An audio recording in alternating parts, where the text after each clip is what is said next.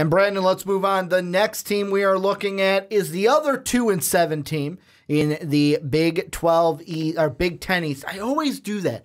Big 10, Big 12, they got to change their name. Only one of them can keep Big. I'm going to say Big 12 because I keep saying it. So Big 10 got to change its name. But really, in the Big 10, 2-7 Maryland. And this is a team that the first question I want to ask you is about their new offensive coordinator. So Matt Canada coming in, and that means they're going to have a new scheme, new things to get used to. One of the biggest things is that the quarterback is going to be more under center in Matt Canada's scheme compared to the shotgun. So I want to ask you just to start, what do you think bringing in Matt Canada is going to do for this offense and the Maryland Terrapins? Well, I think it's going to bring creativity, and that's what he's always trying to do. That's what Matt Canada has always tried to do when he's been the offensive coordinator wherever he's gone. And now this, I think, would be his 8th school in his 26-year career of doing this. But what, like he said at LSU, it's about players, not plays. He said he can adapt pretty much the scheme he's got to the players. He can absolutely do it. It's about what you have and then how that fits in with those players. So just a couple of things to bring in what Matt Canada's been able to do. So at Northern Illinois, he mentored spread quarterback Chandler Harnish, who ended up being a 3,000-yard passer and 1,000-yard rusher in the same season. And Jordan Lynch was then the backup. He was at Wisconsin, had Monty Ball, NC State, Jacoby Brissett. He had Danny Etling, unfortunately, at LSU. Not much to work with there. But I think that Matt Canada, while he has a different type of system, it's one that certainly, like I said, brings out a lot of creativity and will, I think, force these players to do some things a little differently, but also to go to their strengths. Well, the thing I'm looking at is this is something that I find interesting when it comes to Matt Canada is the fact that you look at it in the past 2 seasons, he's only spent 1 year at his school. 2016, he was only at Pitt. It was the only year he was there. Went to LSU in 2017. Now in 2018, he's with Maryland. However, you look at it, and I don't know if necessarily you can say because he was there, this happened, but I find it interesting that Pitt, when he's there running the offense, 8-5 team, 5-3 in the ACC. When he's at LSU last year, 9-4 team, 6-2 in the SEC. So this year, and this is the thing that I wonder, is kind of what you were asking about Indiana late in that segment. This was a team that was a 4-win team at the end of last year, 2 wins in conference. Could this be the year? Could this be the year they double their wins? Because after the first 2 games last year, I know one of them was Towson, so don't get uber crazy, but 51-63 points. People are going, wow, Maryland can score some points. Maybe they're going to be good this year. Then they lose to the national champions in Central Florida before winning against Minnesota, and then boom, 1 win the rest of the way. Even though they've got, and the most important thing you said is that Matt Canada, it's not about the system, it's about the players. He can take his system and put in any player to it and make it fit. Is that going to help? I feel like it's a dumb question to ask, but I'll ask it anyways. Is it going to help them because they do have 2 quarterbacks? They've got Kasim Hill, who's more of that prototype pro passer, and then they got Tyrell Pigrome, who is more of the explosive guy out of the backfield. Does it help them that they've got more healthy quarterbacks this year rather than just one? Well, it helps Maryland overall that they've got health. Because that's one of the things that shot them in the foot last year. It was guys were just getting hurt left and right. I felt like they lost like 3 players in the first game against Texas. Yeah. And that was certainly something to not get off onto the right foot with, even though they won the game. Did they not? They won that first game against Texas. 51-41. I remember that was a back and forth game, and I'm watching this like, whoa, what's going on? I remember watching week 1 going, holy crap, Texas lost to Maryland, because I didn't think Maryland was going to be a good team. Here's the thing, is I'll just say this right off the bat. I think Maryland's going to still come in as the number 5 team in the East, but I think what Maryland's going to do is they're going to show a lot of teams that, hey, we're doing a lot of good things in recruiting. Our coaches got it together. We're getting better. And you have to start looking at us. You have to start taking a look at us because maybe it's not this year they make the big leap. Maybe it's a gradual thing. Last year they're 4-8. This year they'll be improved on the 4-8 record. And next year is I think when teams will start looking at Maryland and saying, okay, Maryland's no longer an easy team on the schedule. To me, the ceiling for Maryland this year is 6 wins. And the reason why, in my mind, the road to 6 wins is this is how it'll happen. They beat Texas, they beat Bowling Green, they beat Temple, they beat Minnesota. They start out 4-0. The other 2 wins come against Rutgers and Illinois. That is how they get to 6 wins. Other than that, I honestly don't think they'll beat Texas. Rutgers, to me, is one of those to where you said you don't think they'll beat Texas? I don't think they'll beat Texas. Didn't you just say that you think they'll beat Texas? No, I said if they get 6 wins, they beat Texas. So their road to 6 is my ceiling for them. In order to get to that ceiling, they would beat Texas. Although if I picked that game today, I would pick the Longhorns over Maryland. Ideally, I see this team as a 4-win team yet again, with the question mark being Rutgers, being that 4 or 5, because Bowling Green, Temple, Minnesota, and Illinois, I think, are the wins. Rutgers is a question mark, and maybe Indiana, but Indiana's on the road this year, and we just talked about Indiana, how they could be a little bit of a better team in 2018 than they were in 2017, even though they've got guys that are placed on the defensive side. But that, to me, is what I think. Like, it's 4 to 6 is my window. And you brought up the Texas game. I want to ask you specifically about that game, because one of the comments that kind of spoke to me when we talked about, will 2018 be the year for Texas? This comment came from Finkel is Eishorn 52 or Eisham. Yeah, Eishorn 52. And he said, in all caps, Maryland is going to wax them again, lowercase, and I can't wait. What happens in week 1 between Maryland and Texas? I know it's one game, but it seems like a big one between these 2 teams. I don't think that we're going to see as high of a scoring game as we did last year. 51-41, like you said. It's huge. That is one aspect that both of these teams want to improve on. I believe Maryland was giving up around 37 points per game. Texas was giving up way too many points per game as well, and it was all kind of capitulated in that first game of the season. You kind of had a good preview of, we didn't know it necessarily yet, but what was going to be coming for the rest of the year. Yeah. I don't see a way that we get back to a high-scoring affair like that again in that first game, only because both of these teams have had a year and spring and everything like that to figure out how to be better. And I don't want to say solely, because you can't say solely, but specifically focus on the area of defense. I'm not going as far as to say that it's going to be a defensive battle, but it should be a good back and forth. Man, I'll be honest with you. Texas, I think, is going to be good. And Maryland, I don't necessarily think is there yet to compete in the Big East. Well, the Big Ten East. You know what I'm saying? Yeah, Big East don't exist no more. I know, but you know what I meant. Yeah, I know. I'm clarifying it. Someone in the comments is going to be like, "The Big East don't exist, Brandon." I'm clarifying for them, not you. Thank you. But I don't know.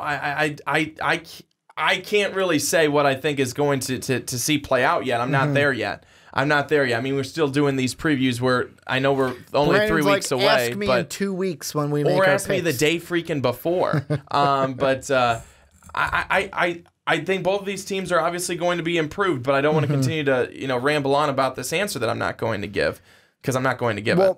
I want to turn things. You mentioned defense, how it might be more of a defensive game, and I want to turn to the defense a little bit with Maryland, because really the last thing before I do turn defense, the last thing I wanted to mention about the offense is one of the things that's going to hurt them is DJ Moore is now Cam Newton's wide receiver and not a Maryland Terrapin anymore. Like, he's in the NFL. His shoes are not going to be filled. Yeah, you've got guys like Jacob on the outside who can make plays, but you've got a young receiving core that, like you said, you're speaking overall for this team.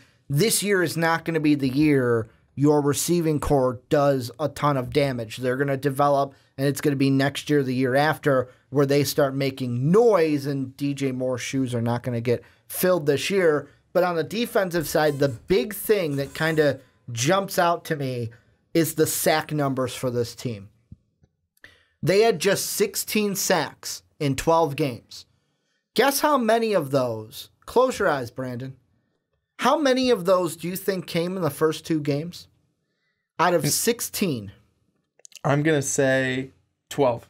14 of them came in the first 2 games. So after the first 3 games, after the first 3 games, 2 sacks. That's all you got.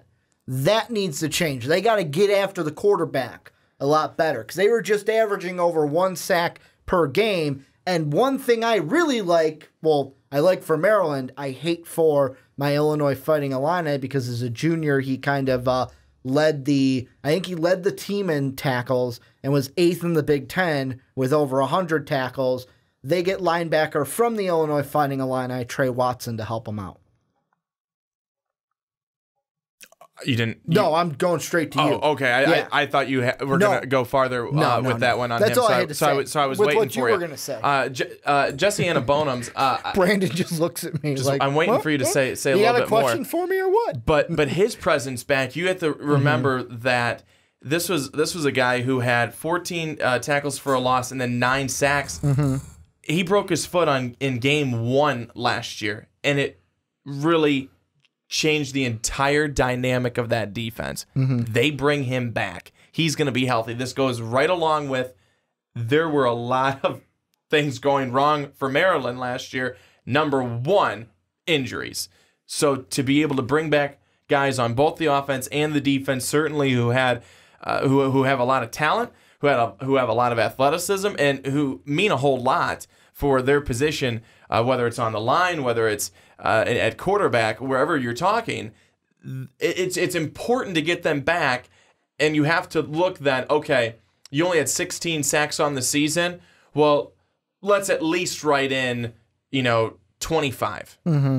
Let's at least write in 25. You're still looking on the lower end, but it's better than 16 in the first 3. You had 2 in the first over 3. your remaining however many games. So it's 2 over the last 9 games is what it would be. It's hard to imagine that. As Charles Barkley would say, that's terrible. Terrible, terrible, terrible. He would, but I do have to believe that they'll be better because of that, because they're going to be bringing guys back because they won't have the injuries. If Maryland stays away from the injuries, they're already well out in front, I think, of where they were last year, because that's one thing that brought them down last season.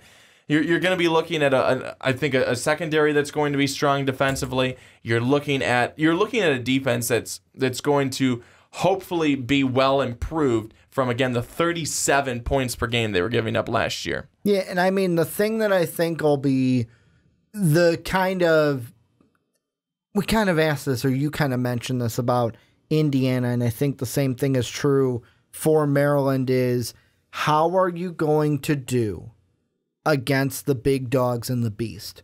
How are you going to do against these beastly teams in your side of the Big Ten? Because, like, I look at last year, 62-14, you lose against Ohio State. Yeah, Urban Meyer, that whole thing's going on, but that team's not vastly as different as it was. The only difference is they could be without their coach for either a few games or a whole season. We don't know how that's going to play out in 14 days. 2 weeks for the commoner. Exactly. Okay, 2 weeks. I don't understand why they just didn't say 2 weeks. You also didn't have a win against Wisconsin. Of course, that one was on the road as well. You lose against Michigan 35-10. You lose against Michigan State. That one was close, only 10 points. And then you get blown out 66-3 against Penn State.